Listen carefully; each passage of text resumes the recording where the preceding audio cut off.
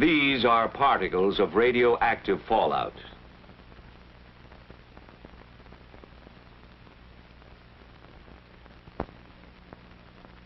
And this is how a single particle looks magnified several hundred times. A radioactive piece of matter from a nuclear explosion.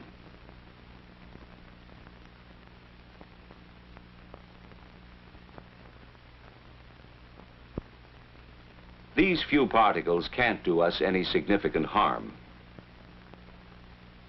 But should there be a nuclear attack, many billions of them would fall from the sky and settle to Earth, releasing radiation that could cause sickness or death in the area where they fall.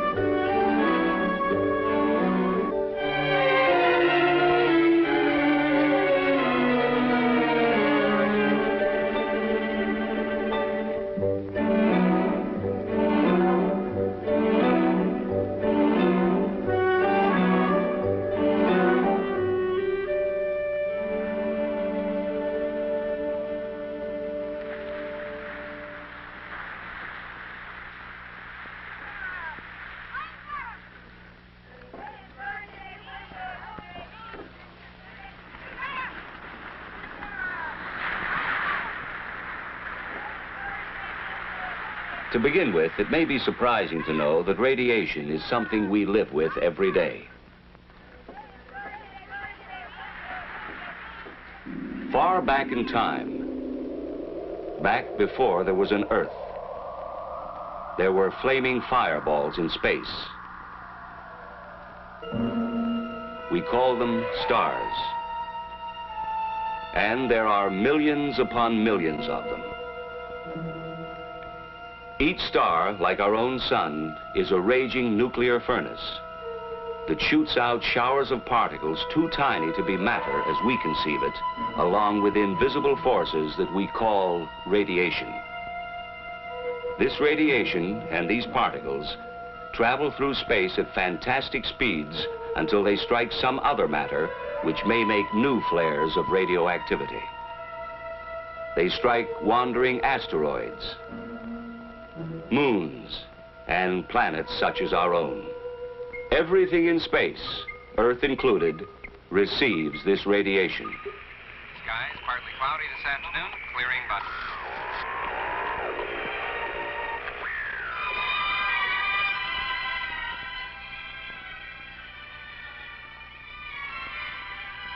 Background radiation is all around us in tiny quantities. Nature even planted unstable atoms deep inside the Earth itself. They decay one by one, here and there, in a barrage of inconceivably small and silent explosions. Each explosion is another spark of radiation. All life on Earth has reached its present form in company with radiation from this naturally occurring radioactivity. Extremely thin, with extremely low-level intensity, it has always been with us. It is nothing new.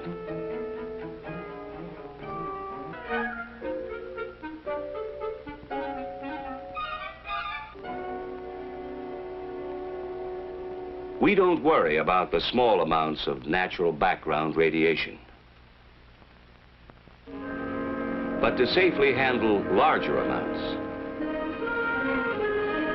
we must keep our distance and shield ourselves. For as the amounts increase, so do the dangers. The amount of energy generated by a nuclear explosion is enormous. Near the crater area, there is almost total destruction from blast and heat. And now, large amounts of pulverized debris and molten earth are pulled up into the mushroom cloud. This is where radioactive fallout is formed. The radioactive atoms produced in the explosion join with the particles of earth and debris. The mushroom-shaped cloud forms and climbs higher. It now contains billions of highly radioactive particles of matter that we call fallout. The strong winds of the upper altitudes go to work on the cloud, blowing it off in one or more directions. Gravity tugs on the particles. The larger and heavier ones sink toward the ground, while the lighter particles continue to drift with the wind. Some of the lightest particles remain suspended in the upper atmosphere. As time passes, their radioactivity grows weaker, so that the longer they remain aloft, the less dangerous they are. But the heavier particles, spread by high-altitude winds, fall to the ground within 24 hours. Several miles from the explosion, they are about the size of table salt or fine sand. These are the most dangerous, because they carry the greatest number of radioactive atoms and so emit the largest amount of nuclear radiation. Which brings us to an all-important fact. Deadly as radiation can be. And this gives us an invaluable ally: time. Suppose a nuclear explosion takes place at 12 noon. By 1 o'clock, the total force of the residual radiation is at a high level. By 7 o'clock, it's down to 1/10. In 2 days, although still dangerous, it's only 1/100th. But in 2 weeks, it's only 1/1,000th. With this decay rate in mind, consider radioactive fallout conditions which might confront us after a massive attack. Within an hour, fallout would be a serious problem in the vicinity of explosions which occur on or near the ground. By 7 hours after the attack, the fallout area covers more and more of the country as the prevailing winds expand the fallout in a downwind pattern. 24 hours, 48 hours. Without shelter, millions would face death. A few days later, those who have taken shelter will survive. In many areas, people can even leave shelter for brief periods of time to carry out important tasks. Within 2 weeks, most people can leave their shelters for longer periods as the radioactivity decays to lower levels. The lesson is obvious. We must shield ourselves from radiation through the dangerous period.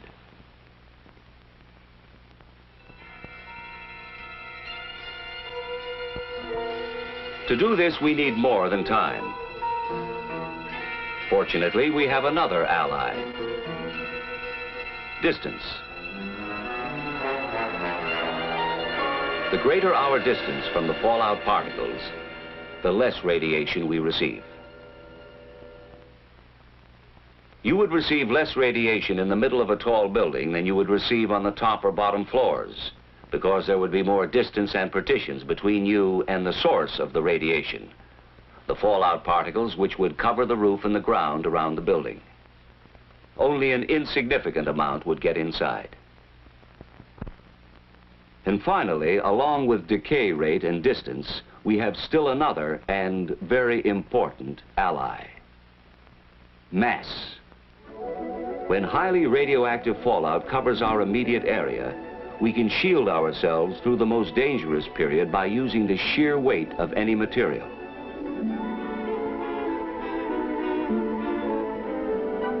But the protecting material must be heavy. To shield out some 99% of the radiation, you would need about 5.5 feet of wood, or 2 feet of earth, or 1 1/3 feet of concrete, or 1/2 foot of steel. Even though the thickness of these materials varies, they all weigh the same. Taking a house as an example, it offers a small amount of mass and distance from radiation, but not enough protection in an area of heavy fallout. The solution is plain. Fallout shelters are the best defense against nuclear radiation. Whether in a home for a single family or a large community type in an apartment building, they offer the kind of protection from radiation you would probably need in case of a nuclear attack.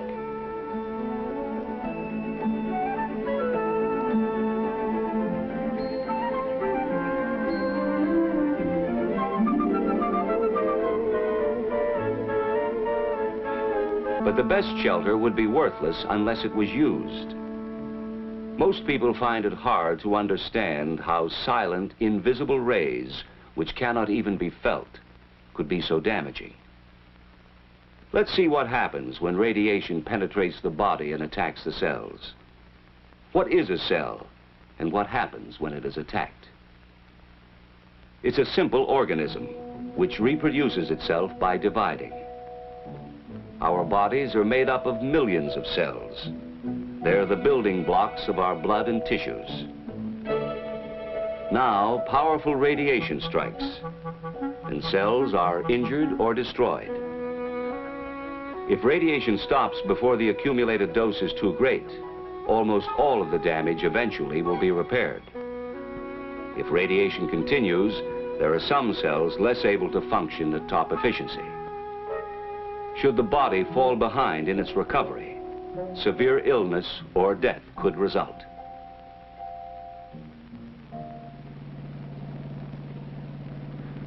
The key then is the amount, the total dose of radiation received. We measure radiation the same way speed is measured by a speedometer. Only instead of a speedometer, we have a rate meter, and instead of miles per hour, we measure the rate in roentgens per hour. We need another device called a dosimeter to record how much radiation a person has accumulated over a period of time. In the same way we record accumulated distance in miles, the dosimeter records accumulated dose in roentgens.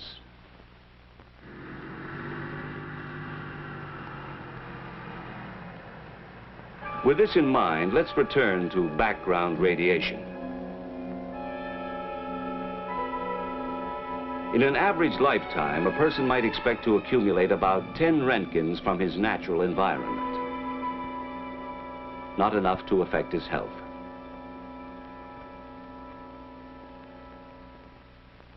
This same healthy person would need medical care if he received more than 200 roentgens within a few days. 300 roentgens in the same period would cause severe radiation sickness or possibly death.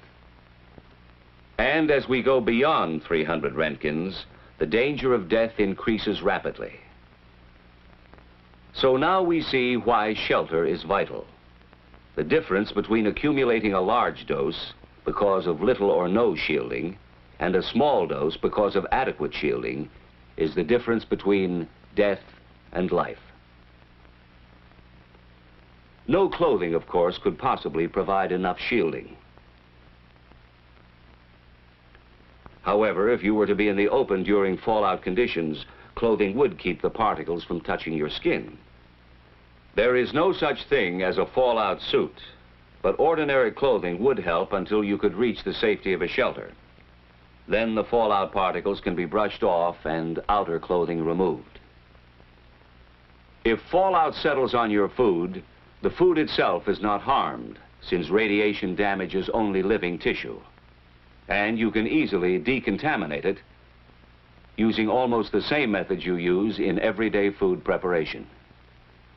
Actually, even if you accidentally swallowed some fallout particles, it wouldn't kill you. The effects, if any, probably wouldn't show up for years. Still, since there is a possibility of long-term effects, such as shortened lifespan, cancer, or hereditary damage, it's wise to remove the radioactive particles by simply washing, wiping, or peeling. But it's vital to remember this: neither water nor chemicals can destroy radioactivity. The fallout particles can only be moved or washed away. Only time can reduce their potency. And what of water? Well, here again, the same rules apply. If necessary, you could drink water containing fallout particles without worry or immediate harm. But chances are you wouldn't have to for long, for water helps to wash itself through the natural processes of sedimentation and filtration. And swiftly moving rivers like this would carry most fallout particles downstream.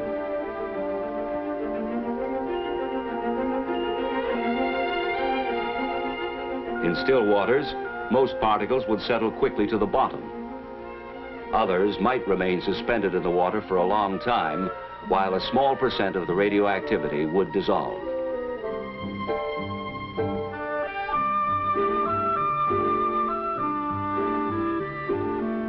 The normal processing of a water treatment plant would make it safe to drink. And water coming from a covered well would be safe from radioactive contamination. There is no problem with breathing, for air is not contaminated once the fallout is on the ground. Fallout is not a poison gas.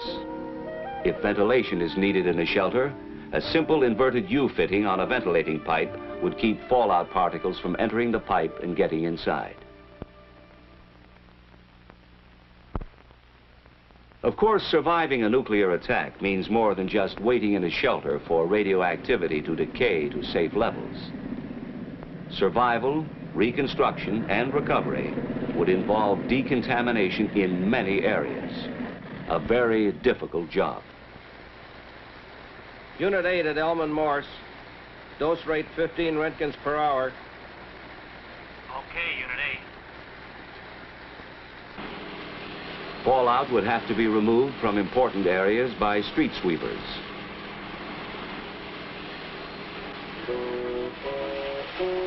And the remaining particles could be flushed out of the way.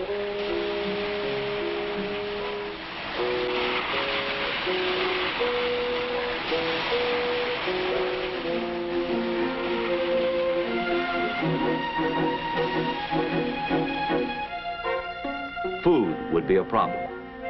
After a nuclear attack, we would first use existing food supplies from shelters, markets, and surplus food storage.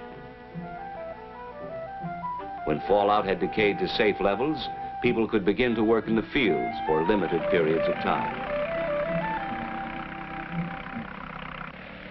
In a few areas, the land would not be suitable for food, but such crops as cotton could be grown.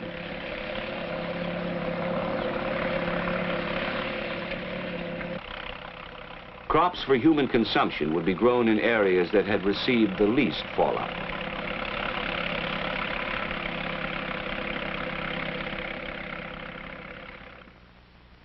The reason we would be able to grow and eat food planted in this land is that the transfer of radioactivity from soil to plants is extremely low.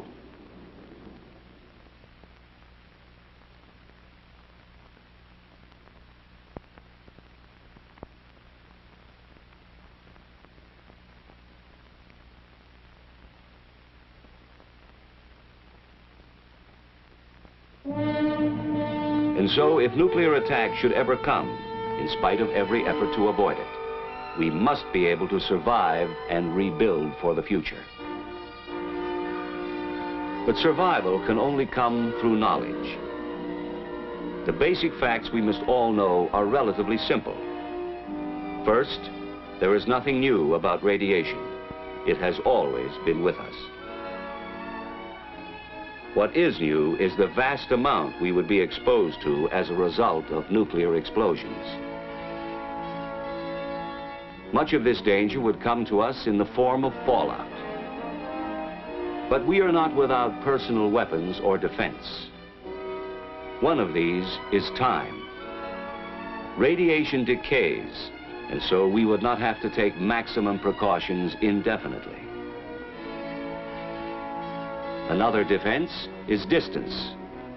Radiating particles 50 feet away, for instance, would not affect us as much as particles a few feet away. And our third defense is mass. Any material with enough weight will keep the penetrating rays from hurting us.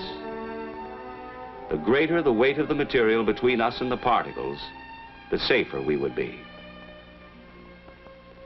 The best way we can use all three weapons of defense is with an adequate shelter, thick enough to shield off a good part of the radiation until it has decayed to safer levels. When radiation attacks, the cells of our body are damaged. Most of them can repair themselves if the total dose over a period of time is not too high.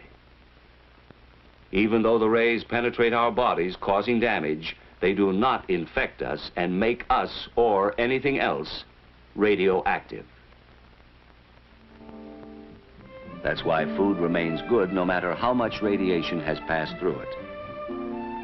Fallout accidentally swallowed with water or food will do you no immediate harm. But for long-term safety, it's best to wash, wipe, or peel the food and filter the water.